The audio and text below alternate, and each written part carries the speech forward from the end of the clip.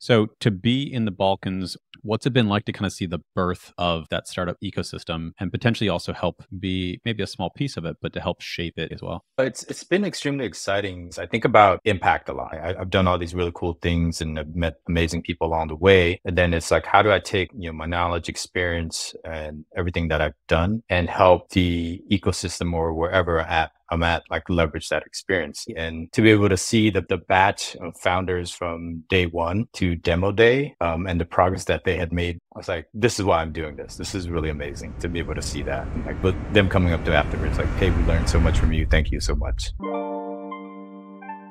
Keo, what would you say a startup operator is? And the reason I ask is because I feel like you, out of many people that I know, have played so many different roles at startups. But I was thinking about this conversation and leading into it and trying to define and pin down who you are and what role you play. I'd say your greatest skill set is being an operator. So what does being an operator mean to you? Mm. Uh, for me, it's putting, I would say, the system structures, processes, and people in place in order for your startup to actually grow and scale efficiently and effectively. So And that's how I would describe it at a very high level. and for where you are as of right now, I know that's kind of the journey you've been on, but you've also been shifting more and more to teaching, investing, speaking over the past several years. What's Mm. that transition been like? How do you translate the raw experience into teaching, advising, and guiding? Yeah, I started with building playbooks, just as I was in the roles that I was in, whether it was a head of customer success, head of sales and operations, just really documenting the process that I built and collecting them over time. And then as I was transitioning out of being an operator role at the last startup, I was like, man, like what have I actually done over this period of time? And how do I put it together in a very succinct way that if someone needed help with this, I could take that and just give it to them, right? Or help them execute and apply it to whatever context, whatever business that they were building. So that's how it really started. Just building playbooks, and I started with operations and sales, and I want to do something similar with customer success and all the support structures around on the business side. And then from there, it was thinking about, okay, like what are the important questions to ask when I am speaking with a founder or an entrepreneur in terms of, meeting them where they're at, understanding what they're trying to achieve, and then whether or not it's something I'm interested in being involved in, whether as a investor or as a advisor or someone that they bring on to help with certain parts of the gaps in their business. If we dive into playbooks, I think playbooks are a really good example because it's you take a process, you've done it several times, you document what that system, what that playbook, what that methodology is. How do you go from you have a wealth of experience, you've documented your process, you know how to do it, into teaching or helping someone else actually be able to execute it? And I think the reason I ask is because I have conversations all the time where I've gone through a certain amount of experience. I know how to kind of build a technology team, but the translation of teaching someone how to do that and do that more quickly than the 15 years it took me to learn how to do it well, that's always a very fascinating exercise because if you create massive value. If you're able to shorten the time that it takes for someone to get the skill that you got the hard way, that's amazing. But there's also a certain amount of just doing it and failing at it that often comes with the school of hard knocks or just people learning in general. So how do you compress your knowledge into a playbook that yes is complete, but also is a transferable skill to someone else? Mm, that's a great question. I I openly admit my mistakes, um, and it does a couple of things, right? I think it allows the person in front of me to also be vulnerable and realize that they don't need to be perfect. That mistakes will happen as you're many mistakes will actually happen as you're, looking to, as you're looking to build a company, and anything worthwhile doing is going to be difficult. And then also driving home the point that, like, yes, you're going to face these challenges, you're going to screw up, but keep going. Um, and then I like to kind of walk through the all the mistakes that I've made in terms of trying to build and scale, and like, hey, here are the things that you probably shouldn't do.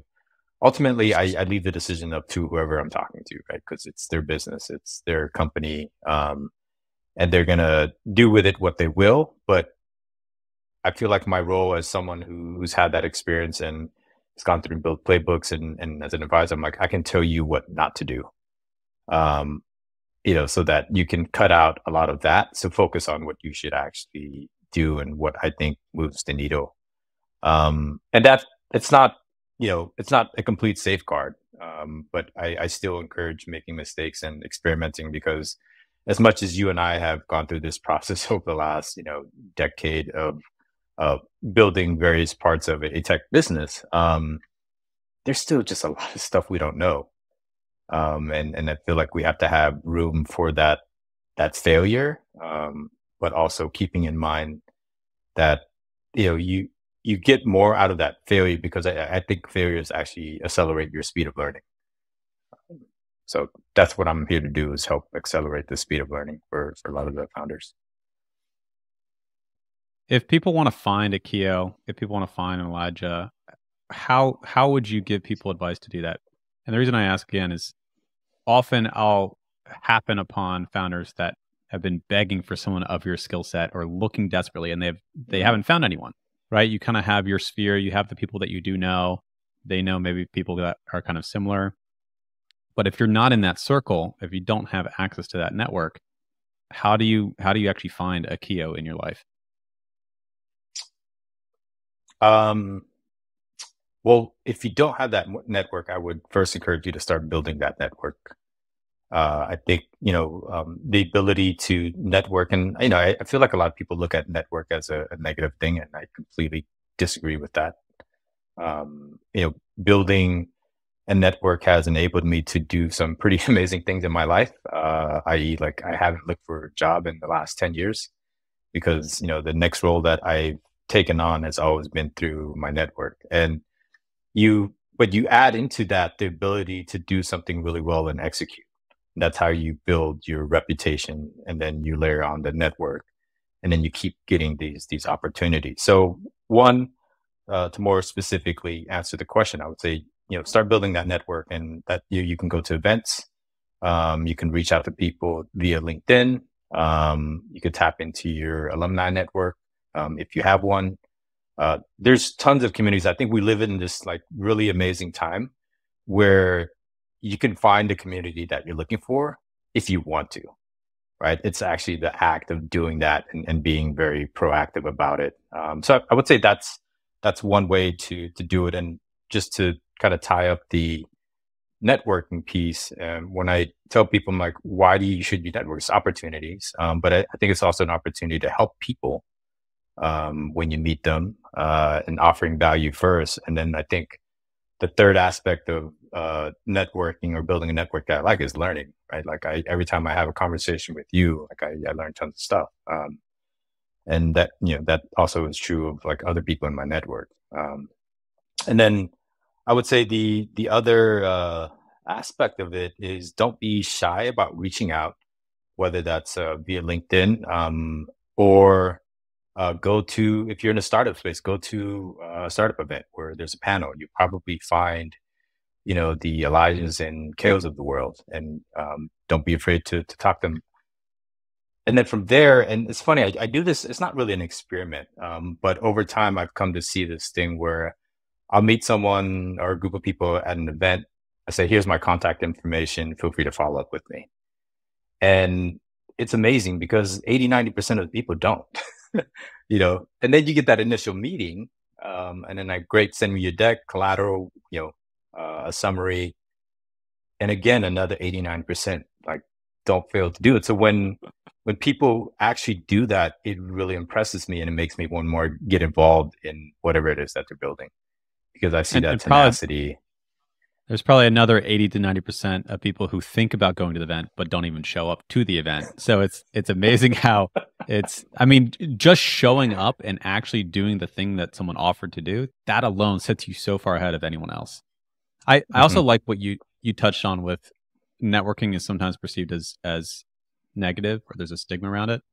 And I think that there is merit to that if you're seeing networking as being transactional. If you're going out Right. there and you're trying to find someone that can do something for you and you want something from them immediately, then yeah, that's kind of trying to use people. And the only way in which a network works is if there's value creation in both directions.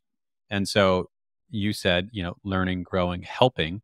And I think if you go into it from that perspective of not how can I have a short game and get value out of this person in the next, Mm. I'm going to go to this event and I want to find three people that can invest in my company. That's extremely transactional and that's not going to work. That's not a network. That's you trying to go use people. But if you go in and you try to meet people and learn from people and give value to them and help them and maybe introduce them to someone else, that is what you're describing. That's true networking versus kind of the transactional side of things. Yeah, 100%. It's looking to add value before you try to extract value. Yeah. Yeah. You've been in Europe now for quite a while, 7, 8 years, something like that. Uh, How long? no, 3.5 years. It seems like a Oh, long three and a time. half. Well, I guess three It and a does half seem like a long time. years is also a very long time. What was that change like going from you were in San Francisco before that, I think, right? Or at some point, that's where we met. So going from kind of the Yeah, yeah. Silicon Valley hub of the world to Serbia. And I want to clarify, it's Serbia, not Syria or Siberia, because I can't tell you how many times I get that. Like, isn't that a dangerous place? I'm like, I think you're meaning Syria, but I actually live in E- Belgrade, Serbia, um, Eastern Europe, yes. Eastern Europe. No, so First of all, yeah, I've been. explain it, and then yeah, tell us about like the mm, differences. No, I've been there 3.5 years, and prior to that, I was living in Oakland, and then prior to Oakland, I was in San Francisco, where I spent most of my adult life. And this opportunity came along to, be the chief revenue officer for a tech company. So the company was actually based in San Francisco, had HQ there, but most of the operations were in Serbia. And when I asked, well, okay, I've never heard of any company with an operation in Serbia. Why Serbia? They're like, well, it's cheaper labor. Everyone there speaks English, and there are extremely talented and driven people there. And I saw that firsthand for myself because, I was still undecided at that point. And the company that eventually moved me out there, they're like, look, just come visit. We'll fly you out, spend a week there, spend some time with the team, get to see the country. I was like, okay, I can commit to that, right? I can commit to a trip a free trip to Eastern Europe. And I got there. People were extremely open. Everyone in Belgrade, at least, speaks English. I think now it's probably more the exception to find someone who doesn't speak English. And then the team that I met at the company, everyone was extremely driven by the mission of the company. And you saw this very connected team. And I think when you have a connected team, you can do a lot of really great things together. Um, so I think about a month after I decided to take a leap because it was like, hey, we're going to give you this job, but you have to move for a year. Um, and in my mind, I'm like, what's the actual downside? And for me, I'm like, there weren't really any downsides. I wanted to always live abroad. If you had told me that it would be in Belgrade, Serbia, I would have bet you every penny that I had that it wasn't going to be in Belgrade. I would have lost everything. But but yeah, I mean that's how I ended up in Serbia. I was like, look, like if it doesn't work out, I have to move back to the Bay Area. Like there wasn't a lot of downside. Um, I just didn't know that the COVID was going to wreak havoc on the world. I moved there about 3 weeks before COVID shut the country and the world down. And I just remember because Belgrade's, most parts of Belgrade are extremely busy. There's cars everywhere. and I lived on a main street. Um, and I just remember this very distinct moment where I was just standing on the dog with or standing on the balcony with my dog BB, thinking to myself, I'm like, I think I've just made the biggest mistake of my life. It was like empty streets. They had curfew. It was crazy, man. What was that feel? Was But that just that deep sinking feeling in your stomach of like, oh mm, fuck? yeah, no, that's exactly what it was. It was like, well, shit, what the heck, what do I do now? Because there weren't a lot of options. The U.S. Government, they were charting flights for U.S. citizens out Belgrade, but they couldn't. I couldn't take my dog with me, which I had brought her Right. from California. I was like, I'm not leaving my dog. And actually, she was like a godsend in a way because number one, not only was she company, but for people who had pets, they were still allowing them to walk within a 200-meter um, you know zone of your home. So it allowed me to get out and not be cooped up inside. But once you got out of COVID, life started to get back to normal relatively quickly in Serbia, and it was open. I think it was one of the few countries that were open in the world, and people were coming in. And I think at one point there was this a bunch of people from New York were there because it was like a direct flight, and it was the only country open in the region.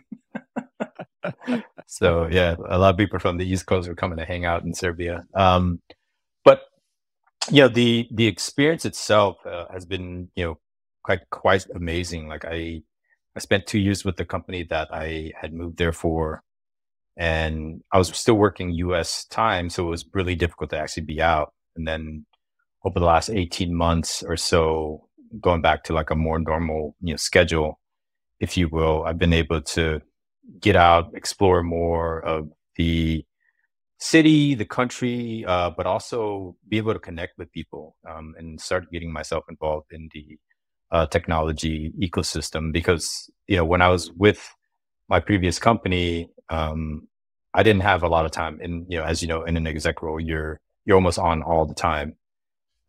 So I didn't have a lot of time to step out of that and go connect with people locally, unfortunately. But like I said, over the last 18 months, I've been able to do that. And, out of the Western Balkan tech scene, they're the most advanced ecosystem there. And you're seeing like some pretty cool things because it really started with export of IT talent.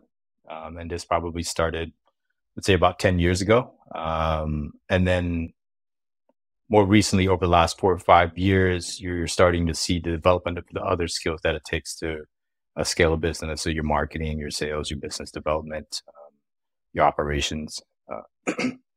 And I've been fortunate enough to see that really accelerate over the last 18 months, and I'm really bullish on the ecosystem there and their ability to not only grow talent but start building some very viable businesses. The Yeah, I recently joined the angel network there, and then made my second or third angel investment. Pretty exciting, and happy to be able to support companies in the region as well. So yeah, I think overall it's been a really enriching experience for me. And it's I always tell people, like, if you get a chance to live in another country, even just for a little while, I would do it because it changes you as a person, makes you more humble. Not that I wasn't humble before, but you get put into very uncomfortable situations very quickly. Like, oh, I don't speak the language here. I don't know anybody here, and it makes you adapt very quickly to your surrounding environments, and also allows you to appreciate what you had more. Because that was certainly true for myself. And then, if you're almost anywhere in Europe, you can just hop on a plane. You're paying whatever, 50, $60 for hour and a half flight in a different country, and you can start exploring that country. So that was really attractive for me as well. But yeah, it's been a What very enriching experience. what's it been like? So you spend a lot of time in the Bay Area. That's the maturest startup environment probably in the planet, right? I mean, that's kind of where a lot of startups originated, Silicon Valley originated, Mm. and that model is kind of spread across the globe. So to be in the Balkans while the first kind of culture is forming around startup culture, around bringing up companies internally, what's it been like to kind of see the birth of that startup ecosystem and potentially also help be maybe a small piece of it, but to help shape it to a little bit degree as well? No, it's been extremely exciting, and just to touch on the point of helping to shape it, one of the things that I've thought about a lot is I give people ask me all the time, "Oh, when are you moving back to the U.S.?" And general answer is like, "Well, I'm not in a hurry to be back." And then I start explaining why. But one of the reasons is I think about impact a lot. Like, I've done all these really cool things and I've met amazing people along the way. And then it's like, how do I take, my knowledge, experience, and everything that I've done and help the ecosystem or wherever I'm at, like leverage that experience. And if I were to stay or come back to the Bay Area, or another, tech center in, tech ecosystem in the US, it's like, are my skills going to be best served there? Or can I leverage it better in a place like Serbia and like the Western Balkans where it's still very nascent and they have this huge need for the kind of expertise that I can bring? And for me, the answer is the Western Balkans and other emerging markets. Because I think there's still, very much a greediness and resourcefulness, and then you apply that with knowledge and know-how, and it's been amazing to see like some of these. Because I was involved in one of the first accelerators in Serbia, that was funded by JICA, which is like the Japanese version of USAID, and to be able to see the batch of founders from day one to demo day, and the progress that they had made both as individuals and their individual growth, as well as the development of their companies. I was like, this is why I'm doing this. This is really amazing to be able to see that. And like them coming up to afterwards, like, hey, we learned so much from you. Thank you so much. And Yeah, I mean like, I that's love that fascinating part. to kind of see the raw shaping of the entrepreneurs in a nation. You said Yeah. you've written a few angel checks. You're obviously kind of very involved in the early stage founder side. What would be, from a US investor perspective, maybe you haven't really thought about investing in the Eastern Europe market? What trends are you seeing? Is it too early to say? Where do you see kind of the unique flavor of Serbian innovation going over the next 5, 10, 30 years? Yeah. So what I'm seeing a lot of, I would say, in terms of specific verticals, there's blockchain. So there's a company called Tenderly. They actually moved HQ to San Francisco. I think it was last year. Raised a 40 million Series B. Probably the biggest company in Serbia, if not all of the Western Balkans, by valuation. So blockchain applications, health tech, because there's a lot of issues to resolve related to healthcare in the region, in the US as well. And then the third part is agritech. So, one of the companies I was helping out with, they built a smart watering system using AI and IoT, to water for farmers to be able to use just the right amount of water, to be able to maximize their crop. That's kind of the thesis of the company. And they started in Serbia. Now they're starting to expand regionally, and then I think over the next couple of years they'll go into other regions that would require that, like parts of Africa, that have water challenges. So and then if you're thinking about over the next 5, 10, 15 years, what I envision is that hopefully we'll see some exits from the region, and then that money comes pouring back into the region to develop the next generation of entrepreneurs and provide that funding, right? Because I think capital is one commodity, and I think the experience and knowledge of building a company that's had an exit is another almost just as valuable, if not more valuable commodity for the next generation of founders and entrepreneurs. And I think that's how an ecosystem starts to accrete and build upon itself. And then, you're looking fast forward 15 years from now, you probably got a few unicorns and a thriving ecosystem. But yeah, I think, the other aspect of it, because one of the companies I made an investment, they're an AI company. And just from what I've seen in the last 16 months or 6 months, that area or that vertical is also starting to come alive in the region as well. Companies thinking about whether it's AI infrastructure or a layer between other language models. They're coming, so it's going to be exciting to see how it gets developed. But yeah, like I said, to my point earlier, I'm bullish on it. I think the ecosystem as a whole is going to continue to grow with better founders and startups, and then I know there are a number of funds who are moving into the region as well. So there are people paying attention, and hopefully that keeps happening. We keep pushing it. I recently got the Angel Network in Belgrade to connect with the European Business Angel Network, and we're going to be joining the larger contingent there, and that grows the network exponentially. So I think that's going to help, and it's just finding more of those things that end up being a huge value add for the ecosystem and everyone involved. Clearly, you're very involved in Western Balkans, in Serbia, but I also know you're speaking at events in Dubai. You're working with a advisory firm and investment firm in Chicago, which also has Latin American exposure. You're currently in the Bay. I mean, how do you think about the span of geographies that you're covering, and how do you bring them together, or do you see them as different initiatives that are unique and discrete? I think it's both. I think all of those things that I'm doing, they stand on their own. But when I think about what is it exactly that I do or I like doing, and it took me a while to be able to define it in a very succinct way. And it's really what I like to do, and what gives me a lot of pride and joy is being able to connect people, places, and companies.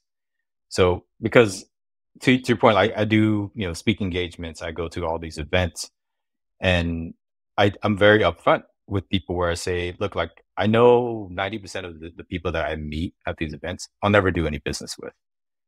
Right. But that person that I meet, we'll have a follow-up conversation, maybe a few follow-up conversations, and they have a need to, hey, we want to expand. We're a European company. We want to expand into, Africa, or we want to expand into Latin America.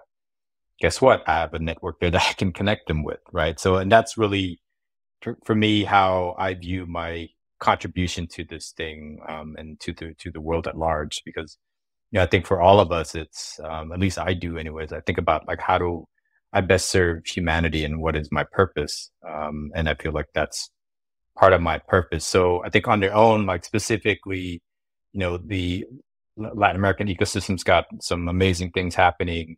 Through August Hill, the firm that I'm with. We're supporting that because we saw that early on, and we're the first, if not the first, the only U.S. based fund that's exclusively investing in Latin America at an early stage. And then for the MENA region, you talk about Dubai and places like that. There's and they've got this ignorant. What is MENA? It's the Middle East, North Africa countries. Thanks. And there's an interesting thing happening there, where they've got tons of capital. Many parts of the Middle East do. What they're trying to find now is the startups and companies that they can back. And then you've got the startup support system surrounding that. So you've got your venture studios in a lot of more of the emerging markets. You've got both public and private organizations that have built accelerators and incubators in order to support that. And because I think what they've cued in on is, to create an advantage for the future and accessibility and impact, like you have to build a digital economy. And you can't forever rely on, just natural resources to run your country. So I think this is an interesting experiment in that's happening there, and I'm interested to see how it plays out over the next 10 to 15 years, because I think they've got the commodity which everyone is seeking, which is like the actual cash. But, you know, if you're not making the right investments into the right companies and systems, you're going to end up burning up a lot of that cash. Right. And then to go back to the question earlier, so that's like one specific part of that ecosystem. And then you take about like the Western Balkans, their value add is more on the IT side, because I think there's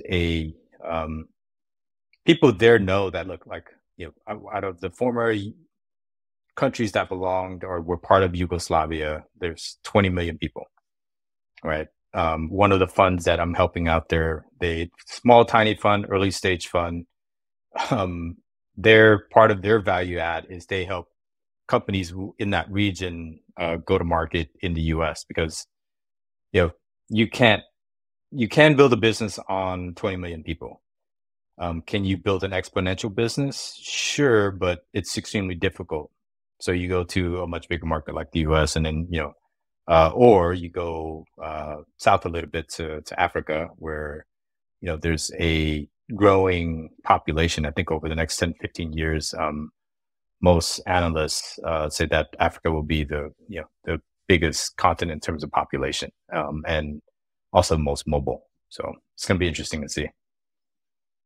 Yeah, it's interesting times indeed. I mean, we have the advent of AI, which obviously has shaken up everything. We have the global pandemic, which woke the world up to kind of just the infrastructure that we have and rapidly accelerated the ability to do things mobile, remote, and kind of embracing this culture, which startups have done more or less for some time.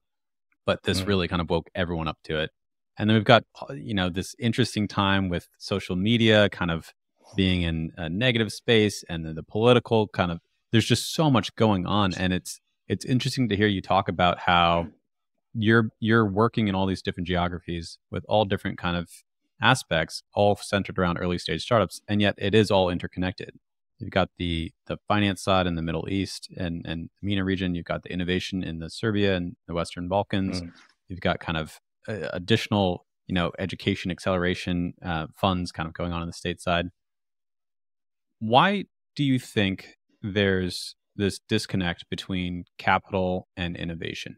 And to be more specific, with the Middle Eastern market, they've had cash, they have cash, they want to invest cash in innovation, in entrepreneurship, in startups.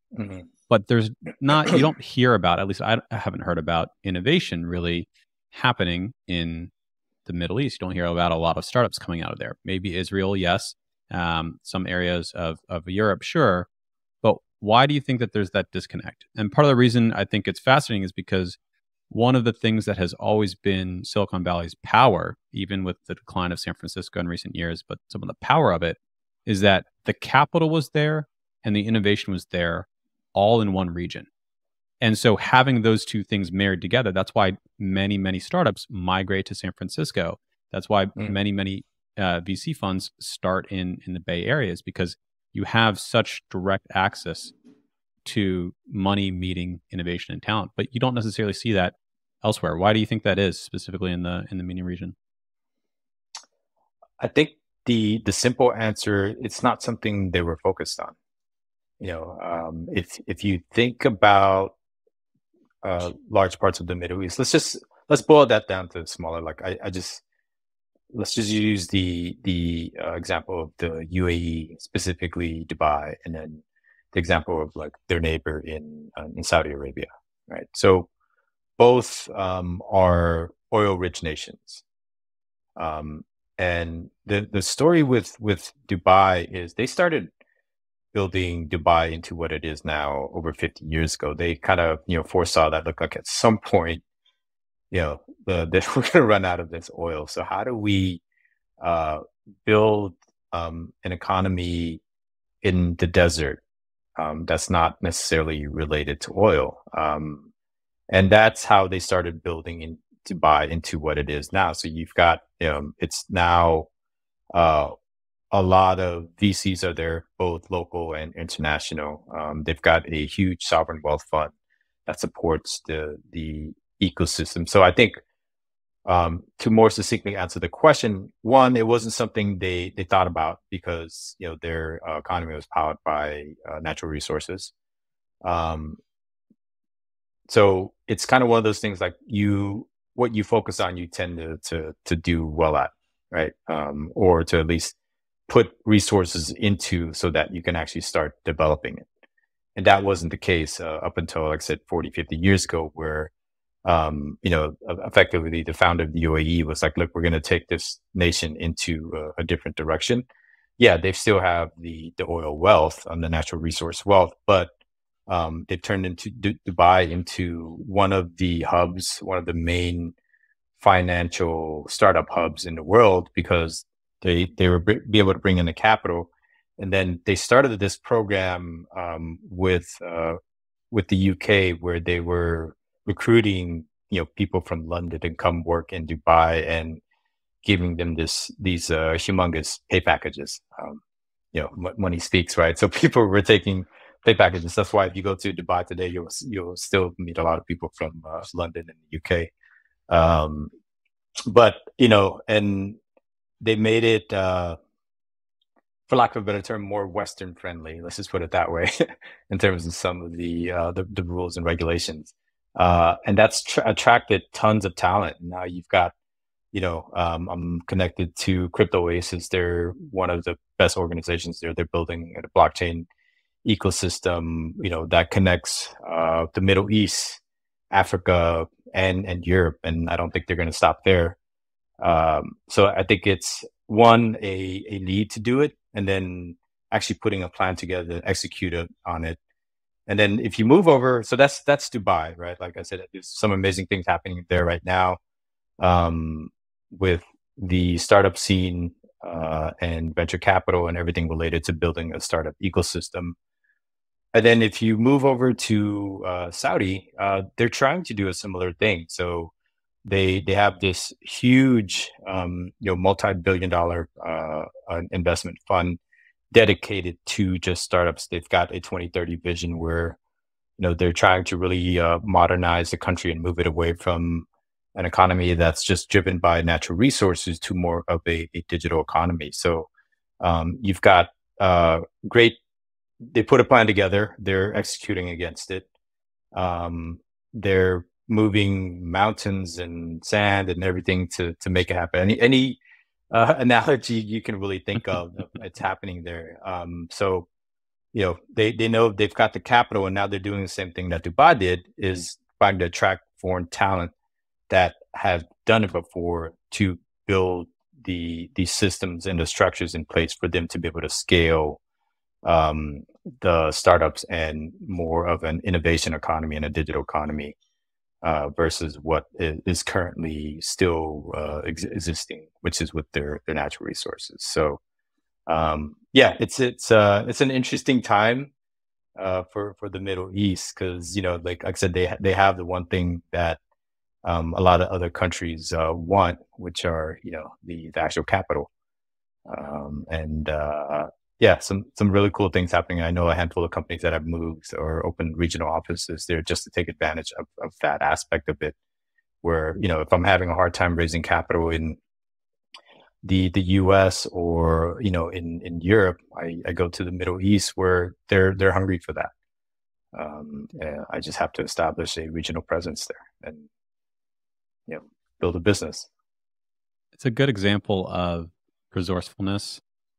So leveraging the resources that you have rather than necessarily needing to have other resources. And so the example of they have money, they have funds, they have cash. And so leveraging that resource that they have, and if they don't necessarily have the same infrastructure or talent that they want, they're pulling it in, attracting it in with the resources they have.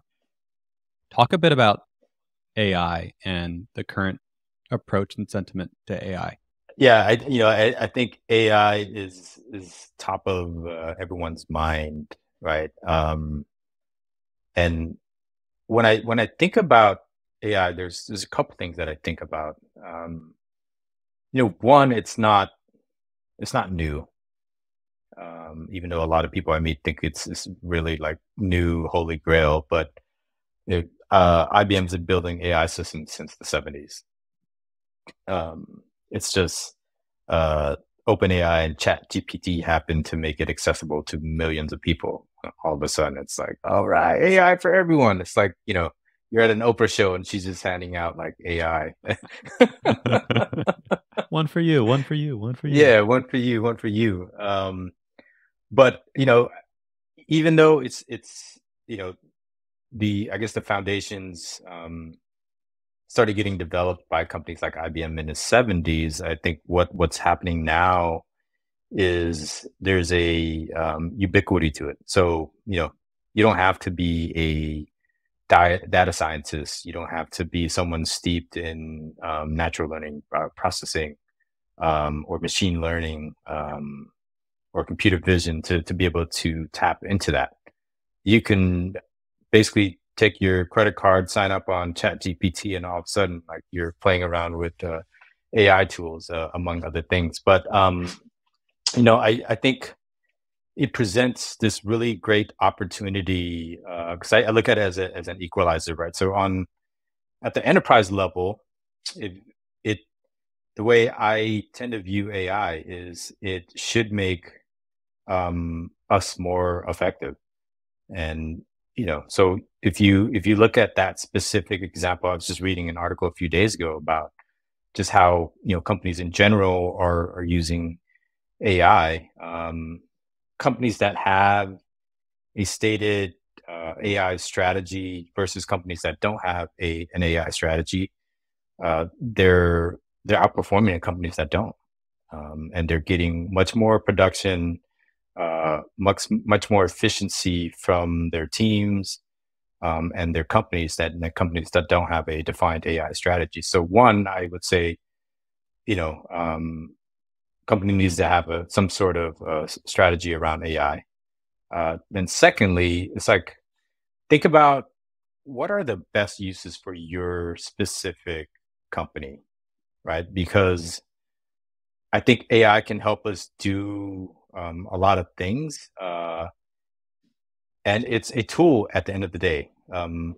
In my view, right? It's like it helps me do my job better. It helps me uh, build processes better. It helps me create things better. But there still has to be a human element that goes in there and puts the I would say the final touches or the human touch on it. Because I don't think it's like, oh, AI or human. No, it has to be AI and human. Like you have to find ways that AI and humans can work together to build a better company, better world, if you will. And then I think the other aspect of AI that's really attractive for me, it gives us an opportunity to actually be better human beings and rebuild that human connectivity that I think we've lost through social media and just this digital world that we live in. So I mean, if you think about, let's just say, yeah, I started integrating AI into my life, and now I've freed up 10% of my week. What are you doing with that 10% of your week, right? And for me, I'm like, no, it's like it's an opportunity to reconnect with people. I've been doing that since I've been here in the Bay Area. Like I work in the morning because of the time zone difference, but then I've been reconnecting with a bunch of people. Um, and but a few weeks ago, or yeah, actually about a month ago, I started experimenting with just building all these templates and frameworks that I had been thinking about. And I'm like, oh, this is amazing. Like it just sped up my production so much, where I'm here now. And like I said, I'm still doing work, but it's allowed me this this freedom to be able to just go have lunch in the middle of the day and catch up with people over happy hour and drive to Sausalito to connect with someone I haven't seen in 10 years and so on, things like that. But just to go back to what I was saying earlier, I was like, yeah, just figuring out how does it make your company better. Then I think from there, at a leadership level, I think what you really have to think about is now that you effectively have a digital assistant, how much more time do you spend with the people on your team to help them improve their AI skills or their AI knowledge, so that there's not this fear of my job being replaced. Like, no, it's my job gets easier. So now I can dedicate more time to learning and becoming better at actually what I do, and maybe upskill into something else that I've wanted to do. So I think like there has to be this level of embracing what's there, because you can't necessarily change it, and you shouldn't fight it. And thinking about ways to leverage it that make your learning processes better, your internal processes a lot better, and then the output of that is your ROI on AI. So If that's generally how I think about it.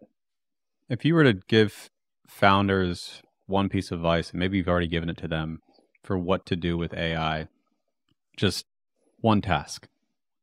Go do this. Go learn how to use AI in your daily life for X. What would that be and why?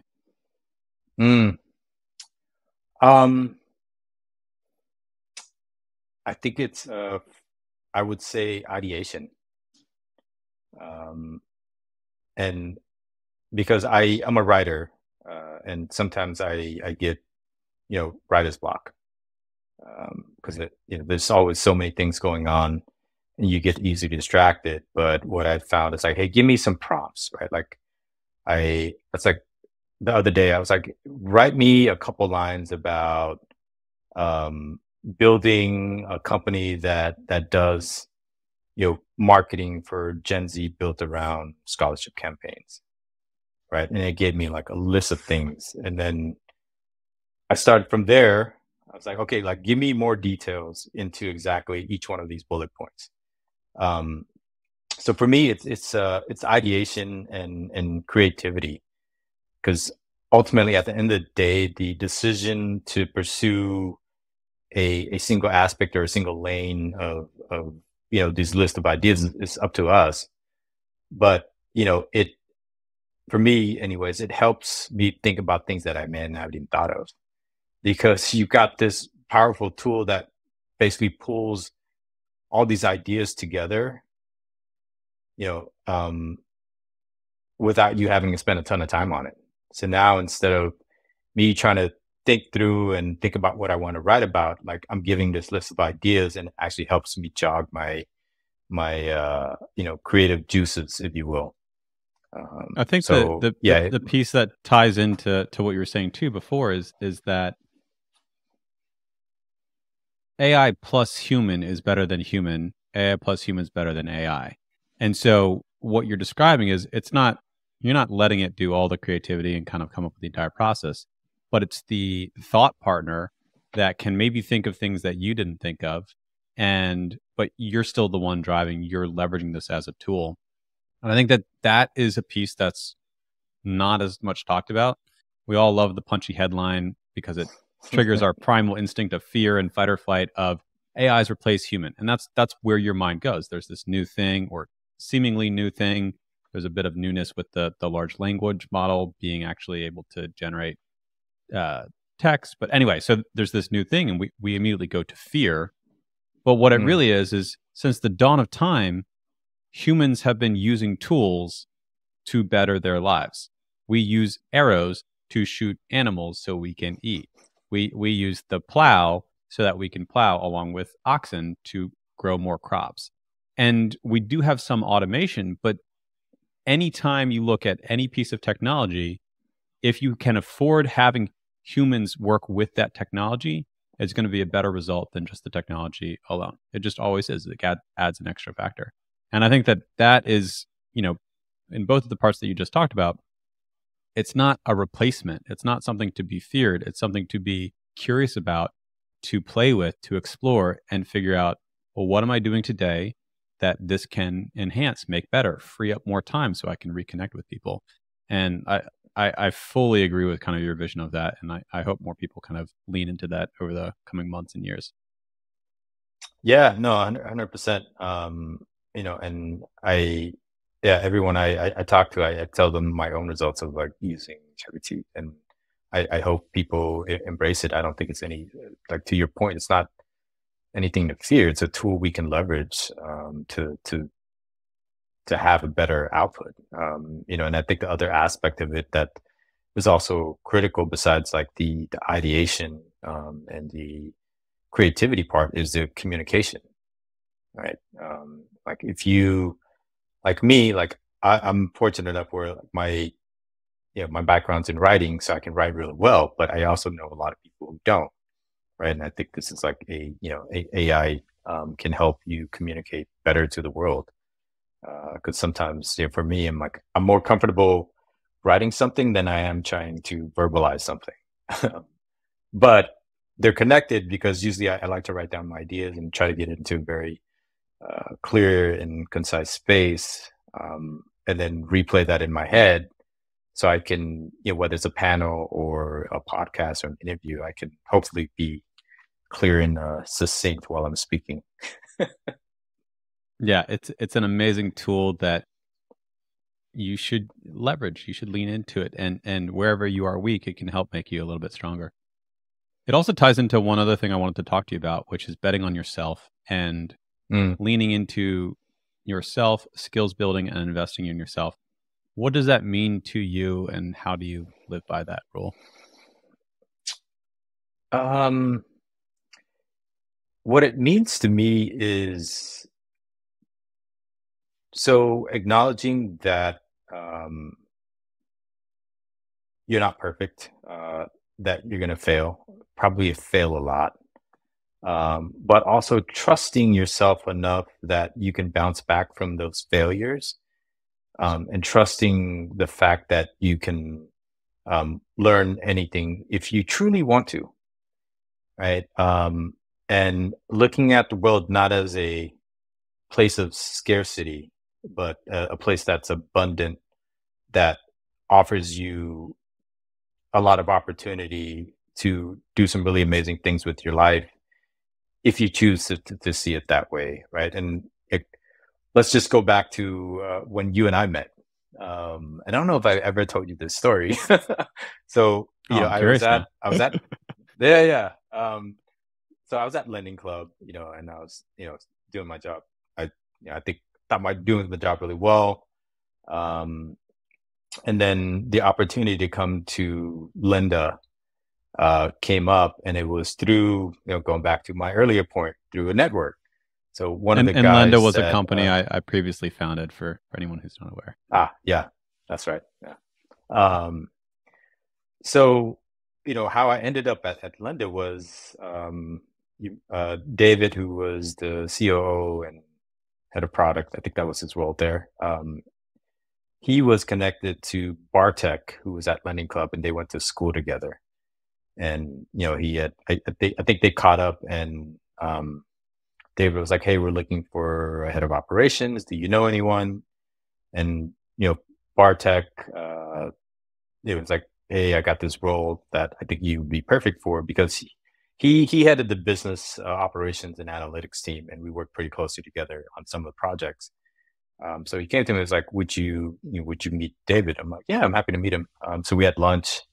And then, one thing led to another. We had the interviews. I met you and got offered the job. But I made this huge leap. Like, I was a senior manager. Normally, like, it's like, okay, you're a senior manager, you go to a director, maybe a senior director role, and then you jump into a VP role. But for me, I'm like, I'm going to do this. I don't know exactly what Crazy it all thing that you have no entails. idea what it is. Yeah. Yeah, exactly. I was like, I don't know exactly what this is going to all entail, but I'm going to bet on myself that I have the ability to figure it out. Right. So for me, I was like, okay, let's leverage what you are good at, which is building teams, connecting with people, and then figure out what the gaps are. Uh, and then find ways to start filling in those gaps, which is like knowledge of the mortgage industry and, like deep diving into Salesforce and building and working more closely with the product team as an example. Um, so that was like one example where I just bet on myself, and then it like we were doing some really cool things, and then I kept taking on these roles because at the next company, again through a network, someone's like, "Hey, we're looking for a head of customer success." I'm like, "I've never done that," but it was an opportunity for me to spend a lot of time in New York, which I loved it because I think I the first trip or two that I took out to New York, we met up at that Yep. bar in Manhattan. Yep. And, I was like, yep, I'm doing this thing now. And, for me, I'm like, I've never headed a customer success team, but I figured it out and we built this great blueprint. We never missed goal. Um, and I just kept doing that, because it turns out I'm like, oh, when you want to figure something out, somehow you figure it out. And from there, you kind of build a reputation for just what I like to GSD, just getting shit done and making shit happen and figuring it out. And um, so that's like the betting on yourself part, and continue to put yourself in very uncomfortable positions at first, and then it gets better over time. And I think like I always encourage people, I'm like, if you don't think you're ready, you should probably just do it anyways. Right?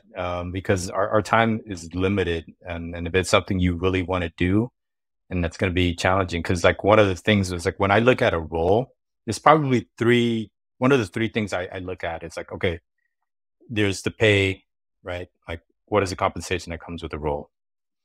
The second part of it is, okay, what kind of experience am I going to gain in this role? If I step into the role, what am I going to learn? Who am I going to meet?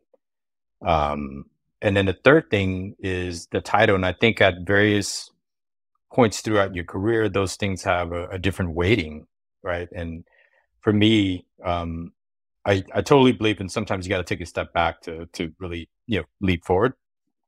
Because when I took that role at Linda, I actually took a pay cut, even though the title was VP versus like senior manager. But I was comfortable with that because I knew it was going to accelerate my speed of learning and put me in very uncomfortable positions that would just force me to grow.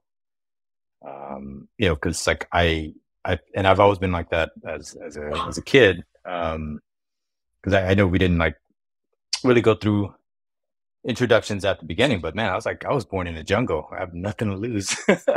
My parents escaped a war that I in hindsight lasted for like over 2 decades. I was born in a jungle.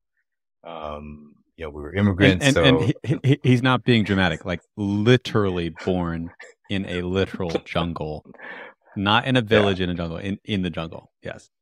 in the jungle. If you go to that place now, it has been taken back by the jungle. It was a refugee camp set up by the Red Cross in Thailand for refugees that were escaping the horrific war that was happening in Cambodia.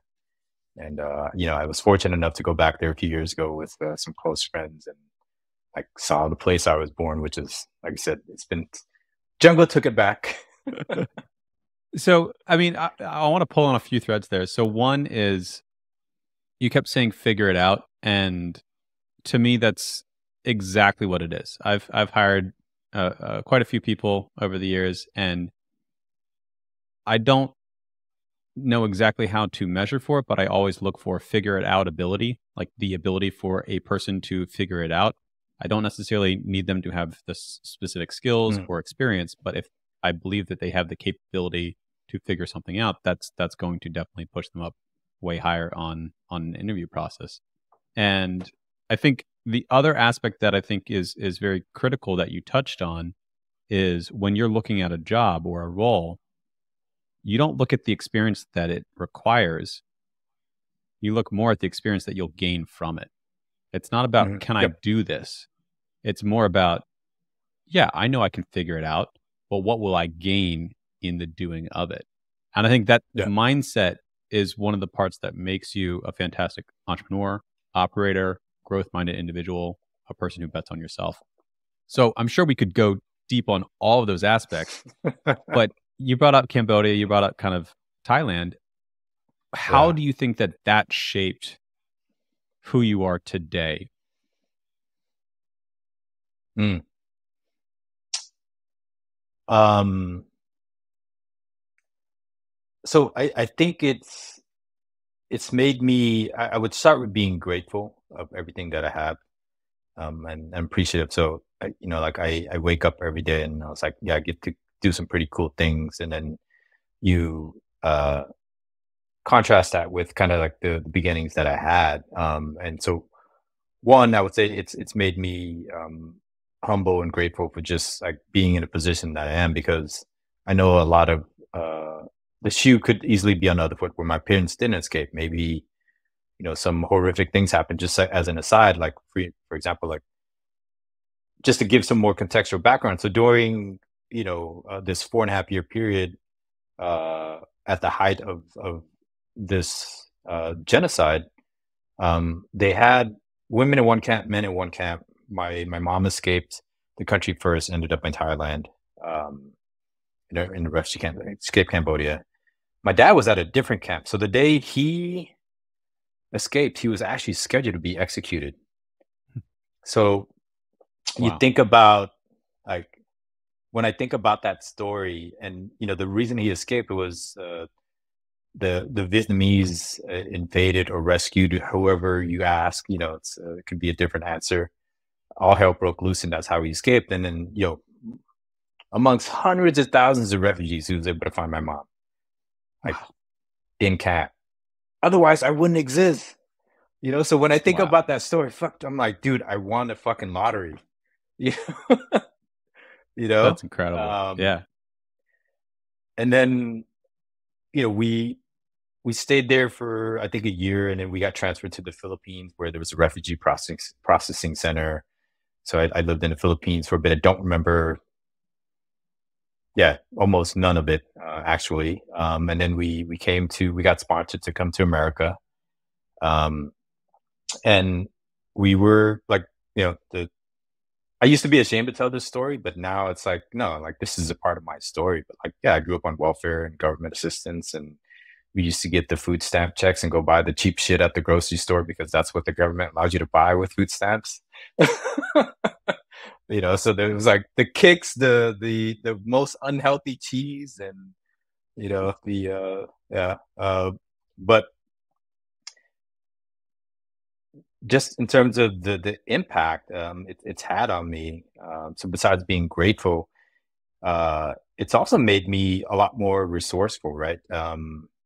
And I think learning how to turn things on its head has been extremely helpful for me. So I wrote this article recently for a publication in London, and it was like the story we sell ourselves, right? And I listed three things. One of them was, yeah, my parents didn't speak English, and growing up in certain parts of America, you get made fun of that. But I'm like, no, like I'm bilingual. I can speak another language, right? We didn't grow up with money. What was the opposite of that? It made me extremely resourceful, right? And then, yeah, we're refugees from another country, and then I think about the whole story. It's like, no, like you should be grateful. Like your parents went through all that to get us here, to give us an opportunity at a better life. And it's interesting. Like I was driving yesterday to dinner. I had this podcast on from 20VC. You probably, yeah, Harry Stebbings, and his guest was a guy named Nick Hoover. And he's on Twitter and everything. But like one of the things he was talking about that really resonated with me, he was just like, right now, like we're all like, so many people are focusing on like get rich quick, right? Whether it's crypto or something else related to technology, AI. But what he was saying was interesting. He's like, no, he's like, the whole construct and mindset of his family was like, no, like his great grandfather came over from, I don't remember exactly where, but like he put us on first base. His grandparents put them on second base, just to use a baseball analogy. Then his parents put them on third base. His goal is to be able to put his kids a foot away from home plate.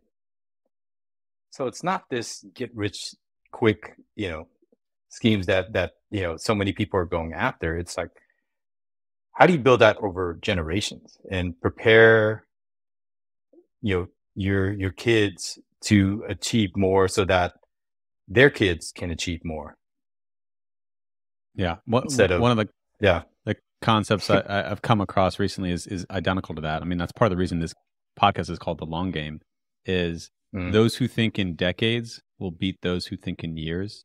Those who think in generations will beat those who think in decades. And it's the longer your time horizon for defining success, the longer you can wait without seeing the financial success or the thing that you want. You don't see the millions in your bank account, so you give up. But if you're thinking about it from decades or your lifetime, and you don't worry about having the wealth or the riches or whatever it is that you want, and you just keep doing the consistent action that you know will eventually get you there, and you're not worried about the time it's going to take to get you there, you will absolutely outlast everyone else in the game. And just by outlasting, you will win because everyone else will have given up. And if you've been working at this thing, you've been beating at this craft for 30 years, and there are new people trying, they've been doing it for a few years or 5 years or 10 years, you're going to win because you have so much more compound experience and growth and networks, and you've learned all these lessons. So I absolutely agree with that mentality, and the mindset. I mean, I think everything that you kind of shared is in the article that you wrote. It's about, there is reality. There are things that happened. You were a refugee. You were poor, right? These are truths. These are mm, facts. But it's the story that we sell ourselves. It's the story that we build around. Well, is that a good thing or a bad thing? It's neither, except what you want it to yeah. be. And so leveraging that to, you can very much make yourself miserable. Every single person has a very valid reason for why they could be miserable.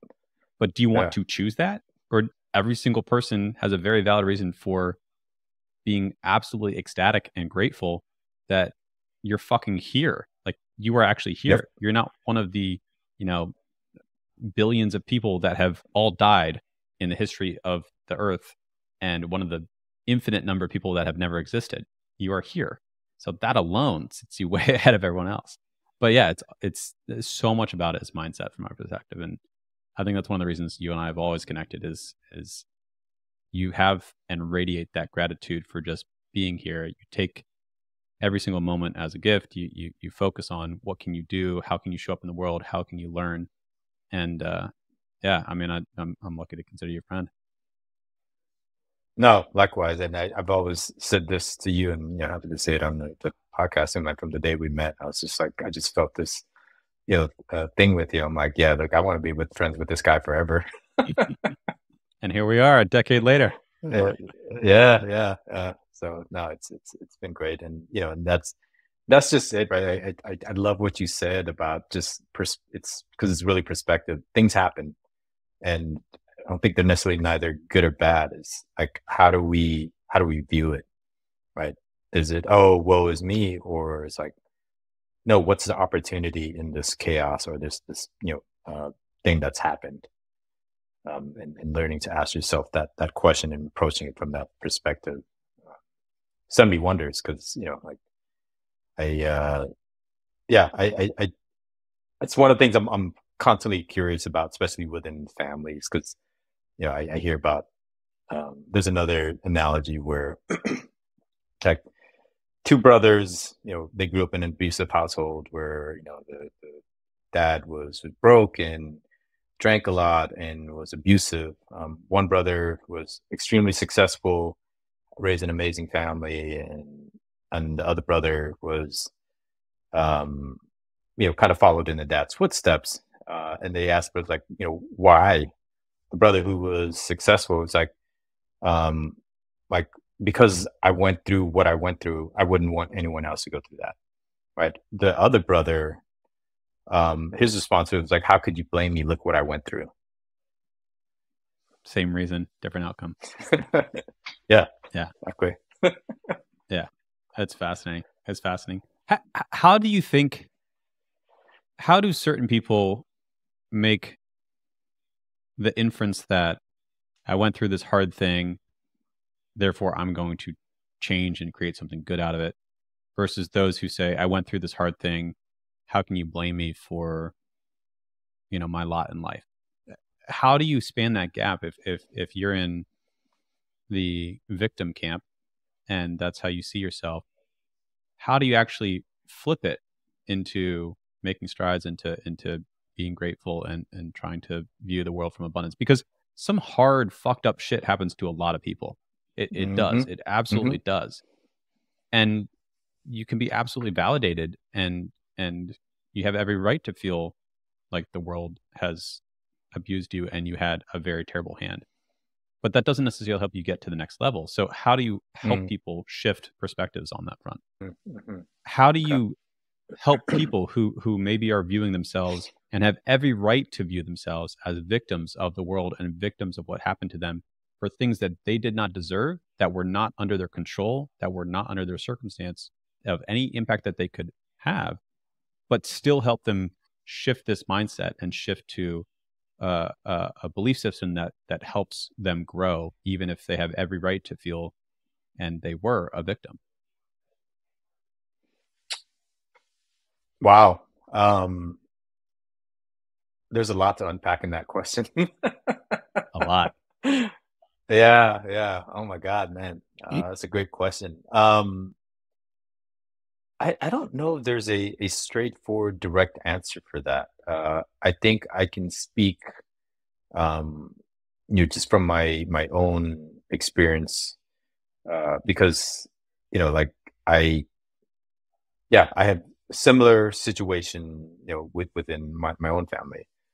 So it's also very, personal and close to me. But I'll first say, if you if you learn the victim mentality, is what I'll call it, you can also unlearn it, right? So I don't think it's necessarily something that you're sentenced with, if you choose to. Um, so I think that's the other second. The second thing is understanding that there is a choice to how you approach the, sometimes horrific things that can happen to you, and learning what those choices are.